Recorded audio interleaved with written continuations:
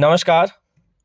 सरकारी कर्मचारियों के लिए जनवरी और जुलाई से डीए यानी कि महंगाई भत्ते की बढ़ोतरी हर बार की जाती है।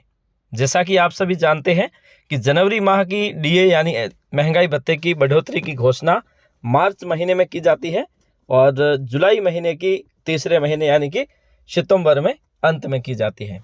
अगर हम बात करें जनवरी 2024 में डीए की बढ़ोतरी कितनी होने वाली है और अगर डीए बढ़कर 50% हो जाता है तो 50% डीए के साथ ही उसमें कौन कौन से परिवर्तन 7वें वेतनमान के अनुसार होने चाहिए, इसको लेकर हम बात करेंगे कि जनवरी 2024 से हमारा डीए कितना बढ़ने वाला है और इसके साथ साथ अगर 4% बढ़ता है और 50% हो जाएगा, क्योंकि वर्तमान में डीए रेट 46% है। अगर 4% की बढ़ोतरी होती है तो डीए रेट हो जाएगी 50%।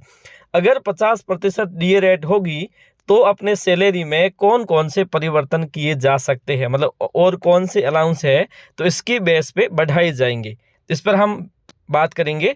तो चलिए शुरू करते हैं।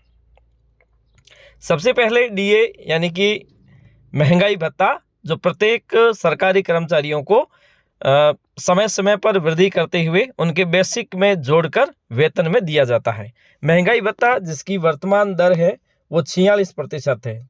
पूरे देश में वर्तमान में डीए की रेट है वो 46% है। पहले केंद्र सरकार की ओर से डीए बढ़ोतरी की घोषणा होती है और उसके बाद में केंद्र के बाद में अलग अलग राज्यों की ओर से राज्य कर्मचारियों के लिए इसकी घोषणा की जाती है। अगर हम बात करें जनवरी 2024 की, यहाँ पे जून लिख दिया तो जनवरी 2024 की, तो जनवरी 2024 में अगर हम अनुमानों की बात करें तो जनवरी 2024 से डीए है वो 4% बढ़ने वाला है। वर्तमान में 46% है और 4% बढ़ोतरी के साथ ही 50% डीए हो जाएगा। अब अगर डीए 50% होगा तो 50% डीए के साथ ही जिस प्रकार से पिछली बार हमने ये देखा था कि 25% डीए होते ही उसके बाद में हमारे एचआरए की बढ़ोतरी की गई थी राजस्थान सरकार में, अगर हम बात करें तो 7वें वेतनमान में इस प्रकार का प्रावधान किया गया है। तो अब हम देखेंगे कि डीए 50% मतलब हमारे सैलरी में कौन कौन से बदलाव होने वाले हैं। वर्तमान में एचआरए की रेट है वो छोटे शहरों के लिए 9% है और बड़े जो 5 शहर है उन्हीं की 3 या 4 शहर है जो राजस्थान में, उनके लिए 18% की रेट है। लेकिन ये पहले 8 और 16% हुआ करता था। अगर ये जो डीए है वो 50% हो जाएगा तो एचआरए की रेट है वो 10% और 20% हो जाएगी। बड़े शहरों के लिए 20% और छोटे शहरों के लिए 10% हो जाएगी।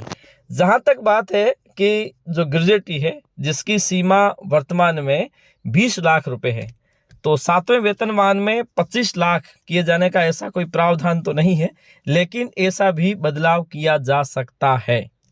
और एक और चीज जो 5वें वेतनमान में की गई थी, जब डीए 50% से ऊपर चला गया था तो उसे मूल वेतन के साथ समायोजित कर दिया गया था।